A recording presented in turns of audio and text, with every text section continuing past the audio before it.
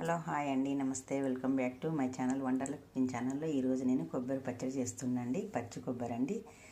కావాల్సిన పదార్థాలు: పచ్చి కొబ్బరి, చింతపండు, జీలకర్ర, శనగపప్పు, ధనియాలు, ఎండుమిరపకాయలు, ఎల్లిపాయలండి. స్టవ్ మీద గిన్నె పెట్టి 1/2 స్పూన్ నూనె వేసుకోవాలి. శనగపప్పు, మినపప్పు వేసుకోవాలి. 10 గింజలు మెంతులు కాకుంటే ఇట్లా వేయించుకోవాలండి. ఇప్పుడు మిక్సీ ఎండుమిరపకాయలు వేసుకోవాలి. దీంట్లో స్పూన్ ఉప్పు వేసుకోవాలి. మిక్సీ తర్వాత మిక్సీ పట్టుకోవాలి. కాయలు వేయించిన వాళ్ళు కొబ్బరి వేయించుకోవాలి. కొంచెం పచ్చి వాసన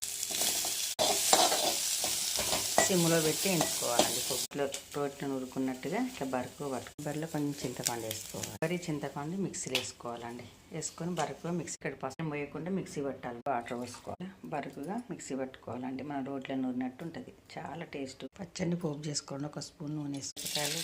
పోపు నింపాలి. రేపాకు ఇక్కడ ఇంగు వేసుకొని పసుపు పెట్టుకున్న పచ్చడి వేసుకోవాలి. వాటర్ పచ్చడి రెడీ మ్యాచ్